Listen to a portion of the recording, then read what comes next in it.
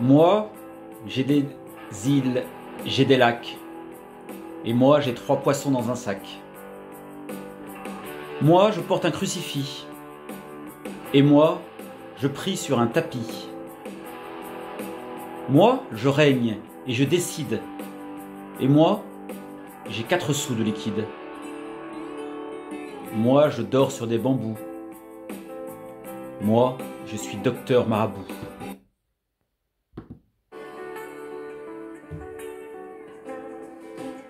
Et nous sommes des hommes pareils, plus ou moins loin du soleil. Blanc, noir, rouge, jaune, créole, qu'est-ce qu'on fait à l'école? S'il y manque l'essentiel, semblable jusqu'au moindre atome, vous êtes et nous sommes.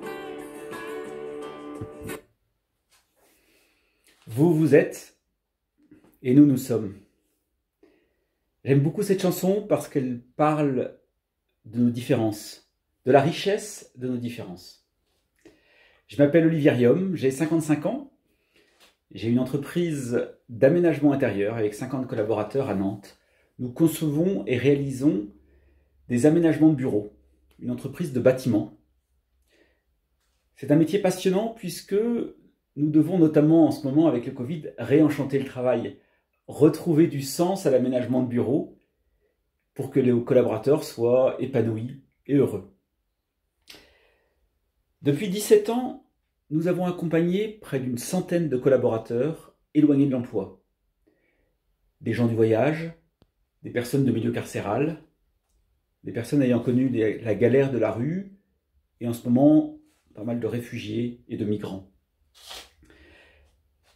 Si nous avons fait ce choix de recrutement, c'était au début pour trouver de la main-d'œuvre, mais nous nous sommes vite rendus compte que ça donnait un réel sens à notre engagement.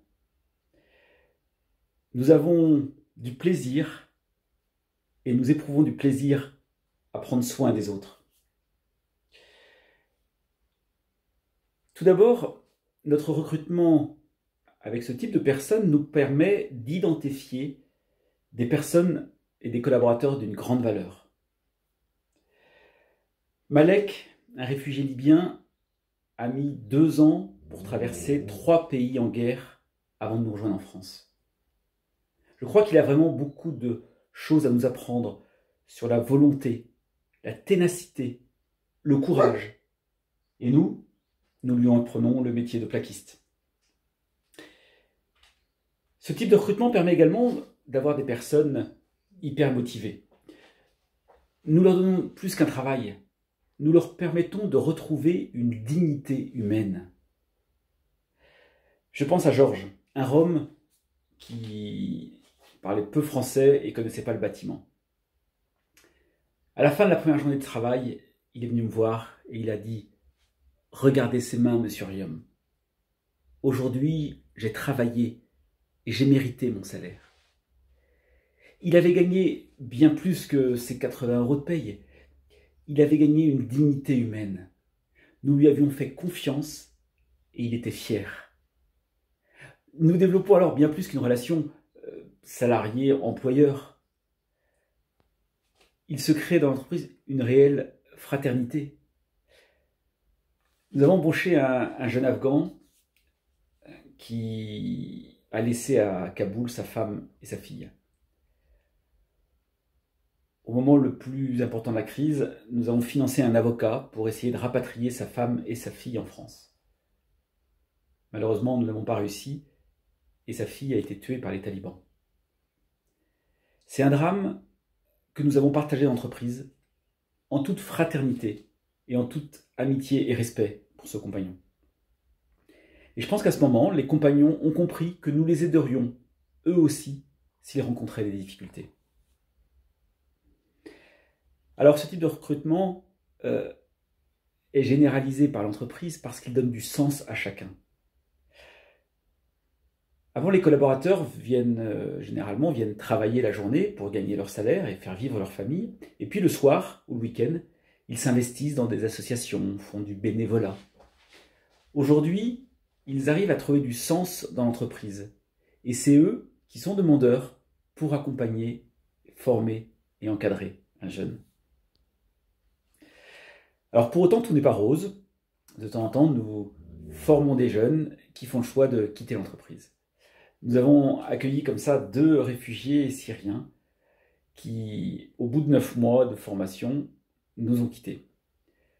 À ce moment, l'encadrement s'est posé la question sur la pertinence de ce type de recrutement. Nous avons échangé et nous sommes rendus compte que la finalité de notre action est bien d'accueillir des personnes éloignées de l'emploi. Alors certes, nous avions perdu de l'argent à court terme puisque nous les avions formés, ils étaient partis. Mais nous pouvons être fiers et je pense que nous avons réellement fait notre mission en leur permettant ainsi de s'installer en artisan et puis pourquoi pas les faire travailler demain. Alors moi, j'étais content d'avoir une boîte qui marchait bien, qui recrutait des personnes éloignées de l'emploi. Et puis, nous acceptions leur fragilité, nous la valorisions et cela nous faisait grandir. Mais je me suis vite rendu compte que je voyais la paille dans l'œuvre des autres, mais pas la poutre dans le mien. Je n'acceptais pas mes propres fragilités, mes propres vulnérabilités. En 2011, l'entreprise rencontre des difficultés économiques importantes. En parallèle, mon fils subit une grave opération qui nous a profondément marqués et éprouvés. Doucement, je tombe dans un burn-out. Par fierté, ou peut-être par honte, je n'accepte pas ce qui m'arrive.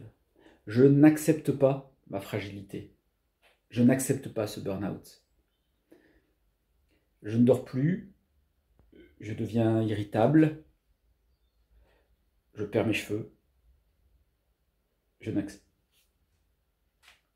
je rentre dans le fameux cercle vicieux des 4D avec la dépression, après le dépôt de bilan, le divorce et le décès. Lorsque je roule sur le périph', je n'arrive pas à dépasser les 40 km/h.